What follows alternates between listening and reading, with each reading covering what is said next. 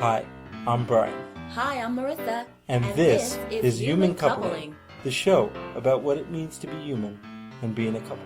So whether you're married, divorced, dating, or don't know where you land, we're here to help. Hey everyone, it's another Saturday night, so this is my voice, Merisa. How are y'all doing tonight or today?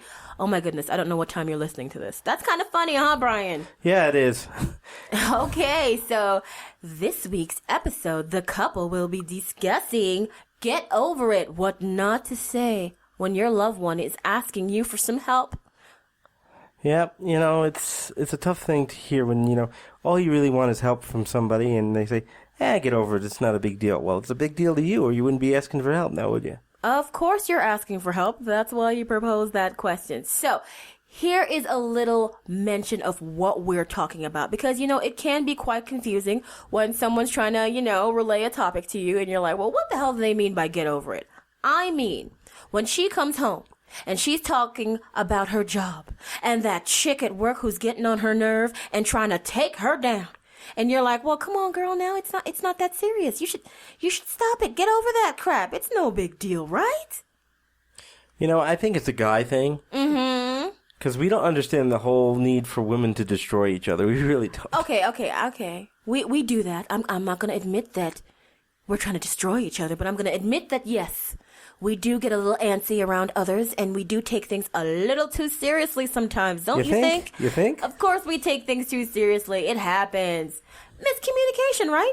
Yeah, miscommunication is a big problem. Of course, it happens to everyone. Every time you send a text message that says, okay, but not right now.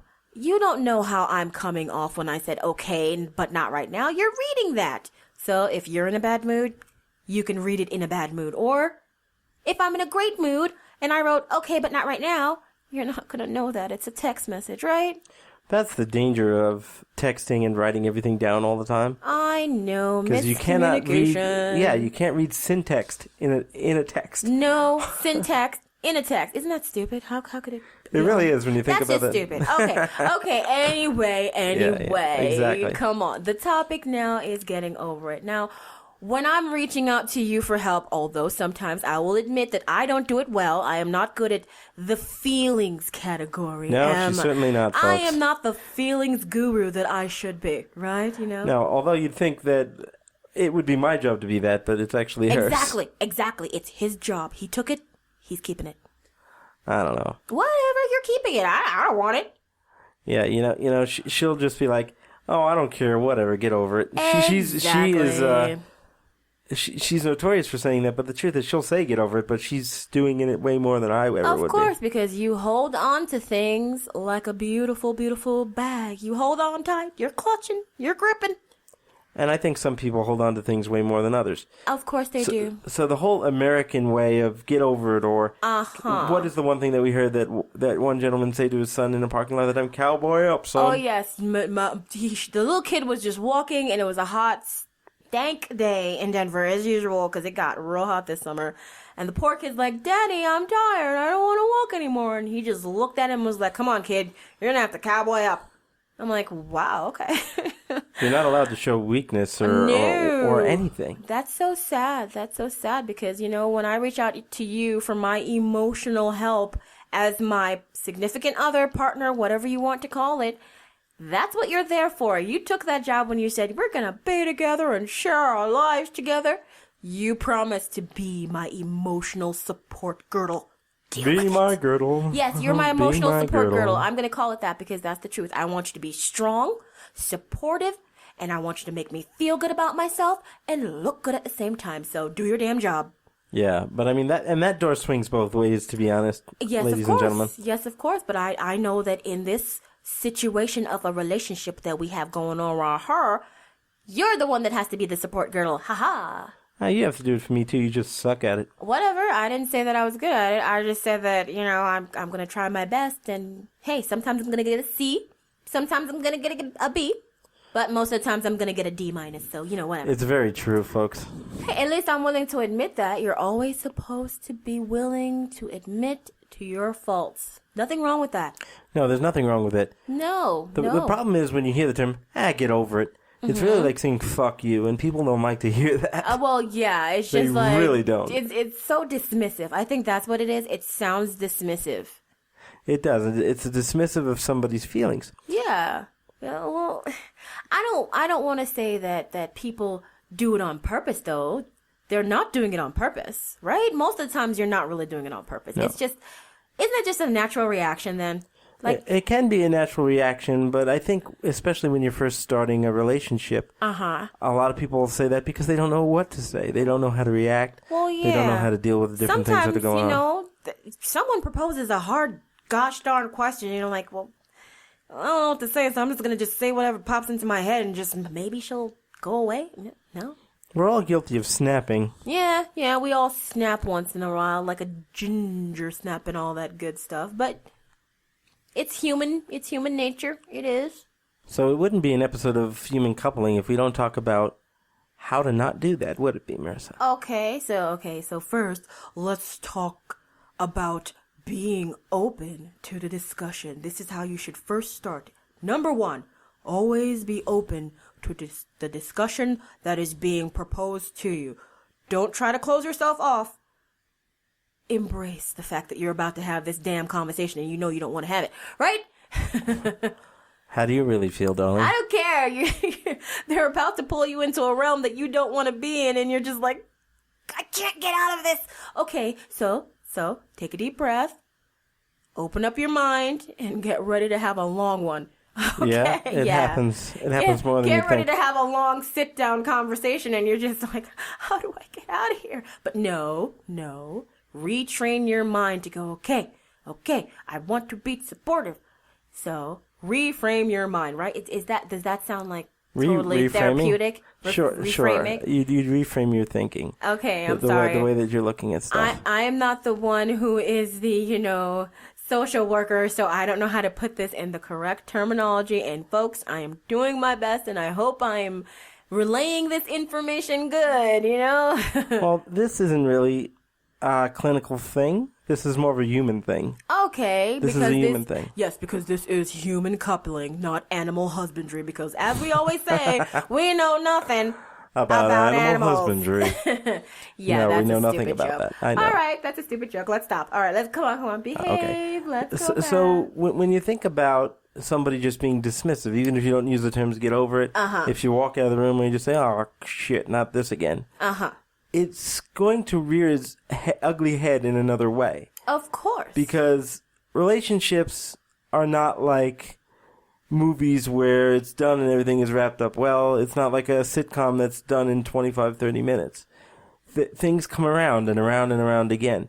And if you're the type of couple that doesn't talk to one another and just pushes things aside and say, oh, well, we'll get over it, we'll get through it, eventually that resentment, that anger is going to rear its head in some other way. Trust me, I know, folks, it's happened many, many times where one or the other one of us will be angry about something that's completely unrelated, and it gets translated into this type of stuff. Ooh, so can we call it transference? Isn't that the word that everyone always tries to use? Yeah, you could call it transference, Yay, sure. I got one right. Yeah, that's a psychoanalytic term. Oh, yeah. Come on, don't ruin it for me by making it all technical. Yeah, I know. I'm not trying Buzz to Killington. I'm sorry. Whatever. Okay, keep going. You're doing great. So, it's really important when you're in a relationship to say to yourself,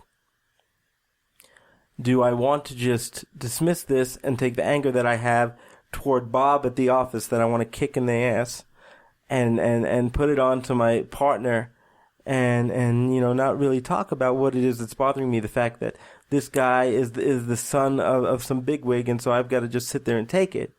Or am I going to actually sit and say, you know what, this really bothers me and I want to talk about this with my significant other to decide what steps I need to take? Is this the job for me? Is it a job that somebody else has to do? Or am I just going to, leave it there and then go and fight with her later about the fact that I wanted pepperoni on the pizza and not chopped onions? Okay, well, hey, if you get the wrong order, that does ruin the entire night because then he's going to have bad breath. You're going to be upset. These little things always cause a little wave. It's a little wave now.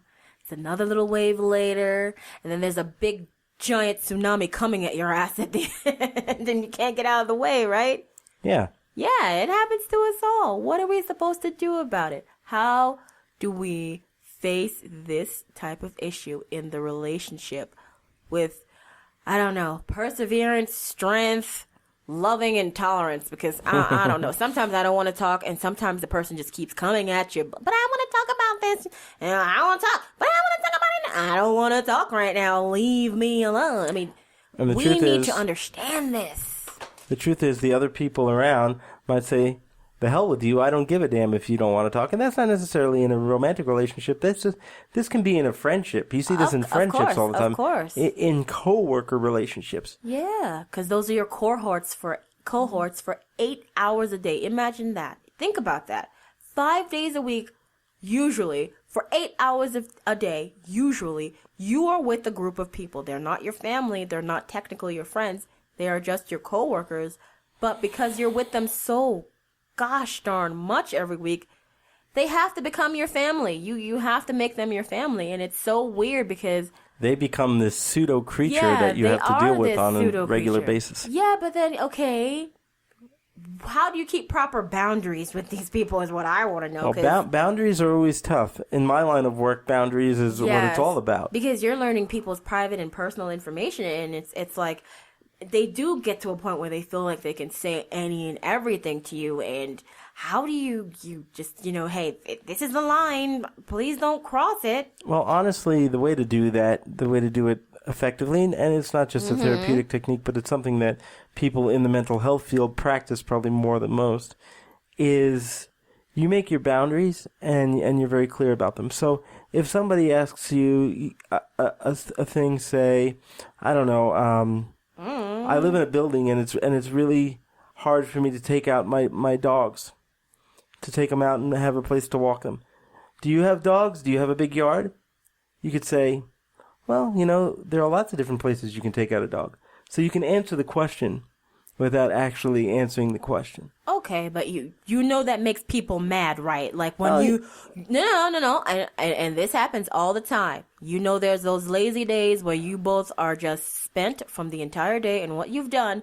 And then you say something simple like, hey, what do you want to do tonight? And they're like, I don't know. What do you want to do tonight? See, right there, you have just caused a problem because I just asked you a question and you just turned it around on me. You didn't give me an answer.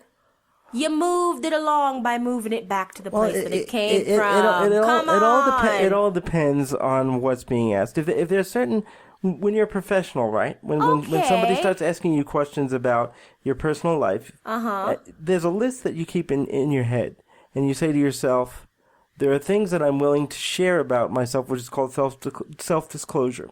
There are things that I'm willing to say. There are things that I'm willing to share about myself. And there are things that aren't. If somebody asks a question and you deflect it and they want a direct answer, and that's all they want is a direct answer, and they want to be confrontational, then you say, this isn't something that I feel comfortable sharing with my clients. And that's how you do it in the therapeutic world, because you have to have those boundaries. Okay, that's true, but let's go back to the topic, though. Come on. Well, let me finish. When you're in the regular world and that happens, though, it's a different kind of thing because you don't have those kind of boundaries. Okay, the regular world and those boundaries, yes, you're right. There are different things. But in the workaday world, we are going to have situations where people are going to get a little too personal with us. Very true. And we don't know how to get out of that. So, yes, we might answer the question with, you should just get over that. That's okay. That's no big deal. But you got to understand that person thinks of you in a certain way because, hey, you're with them for 5 days a week, 8 hours a day. So they feel like a little close to you. Even if you don't feel that way, they might feel that way. Yeah.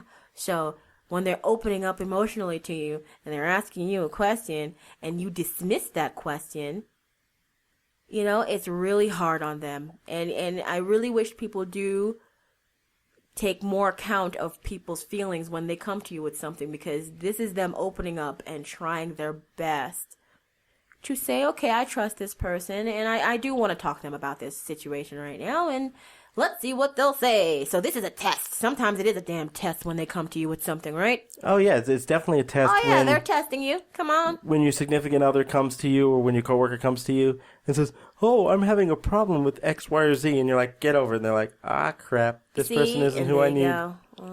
That's sad. That's sad because I'm going to tell you that I would be bad at that situation because when I'm at work, I'm very quiet, closed off, and I'm very I just want to do my work. Please leave me alone. You're scaring me. But, you gotta pretend to be good and you gotta pretend to be interested. And that can be hard for some people. Yeah. Yes. It's hard for everybody to pretend to be interested in things they're not interested in. Of course, because, hey, there's relationships where you are the other person's emotional support. As I said, that emotional girdle. I'm sorry. Someone over there is the emotional girdle. Yeah, I know. And then that's me, the taker, who, hey, I'm going to come to you with my problems and you're going to have to listen. Sorry. And then at work, these are people that you know and they're your coworkers and you are trying to keep boundaries. So you don't want to cross the line. And I know I don't like crossing the line. That's me. Yeah, you don't want to have verbal diarrhea. I don't like to open up too much at work because I just don't see that as something that I like to do. But if you as a person like that, that's good for you because that makes you feel good. For me, I get nothing from it. There's a funny term that I heard, and this actually applies to romantic relationships in particular and coupling.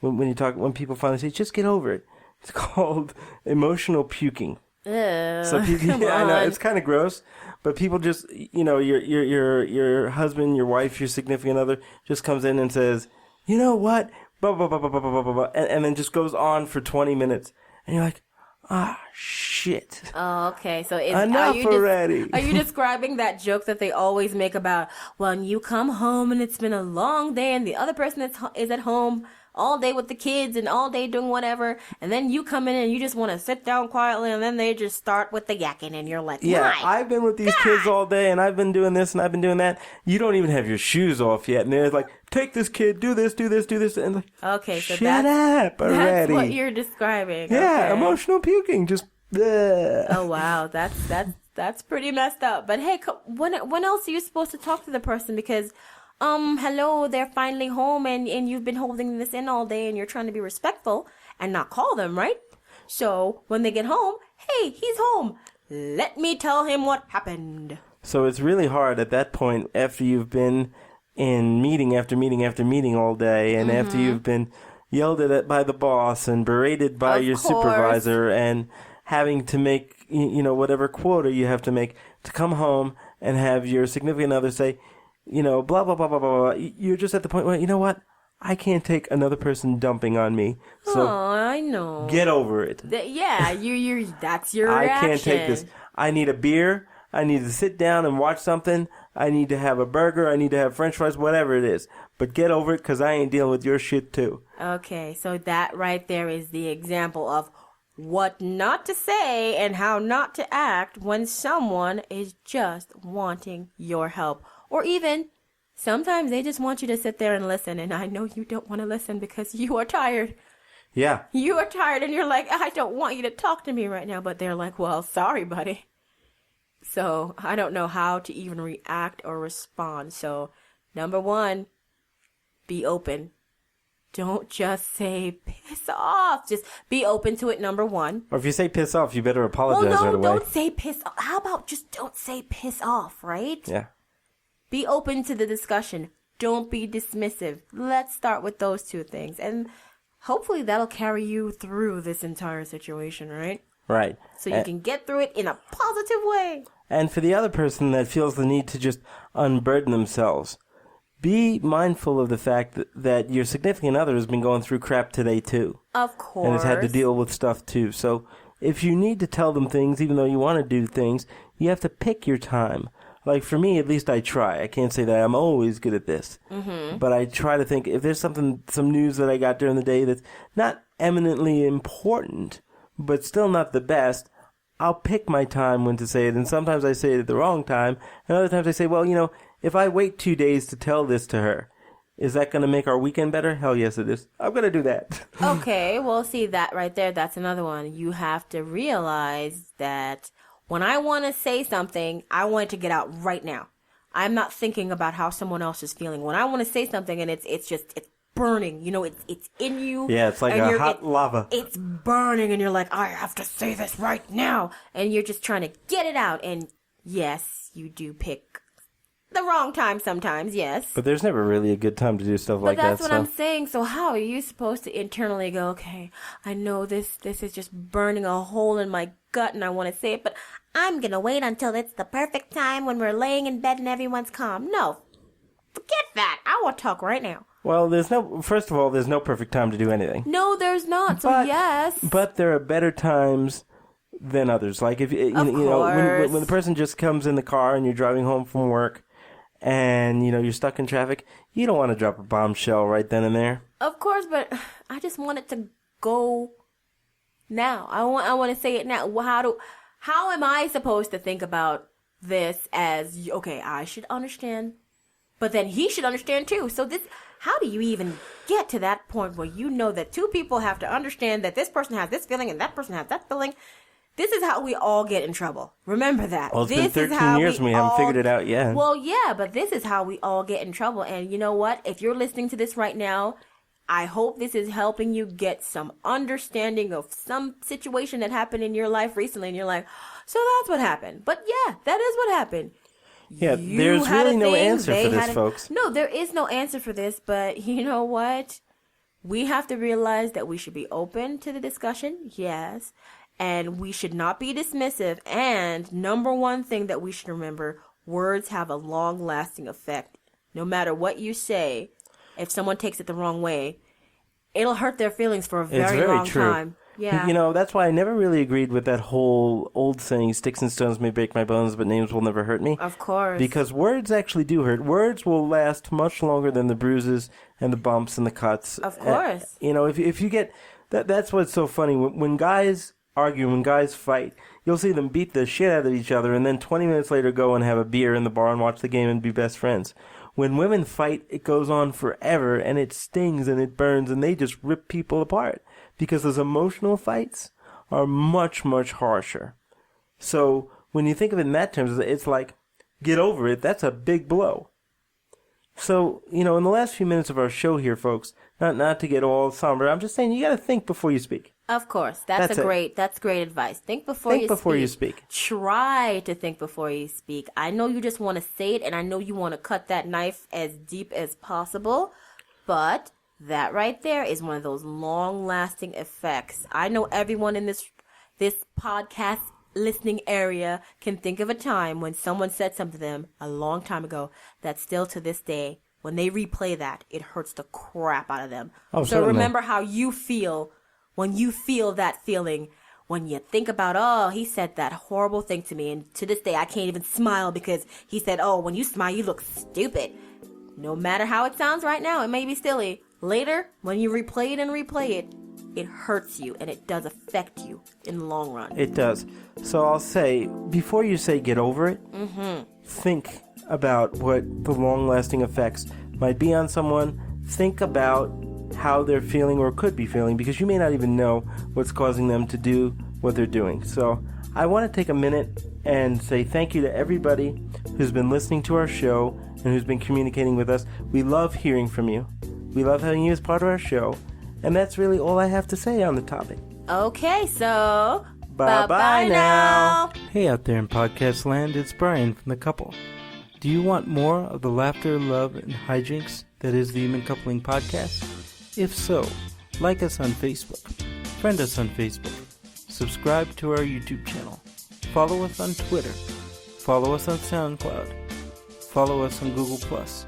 Would you like to let us know how we're doing or let us know how you're doing? Or do you have an idea for a show topic? If so, send us an email at humancoupling@gmail.com. Hope to hear from you soon. Bye-bye now.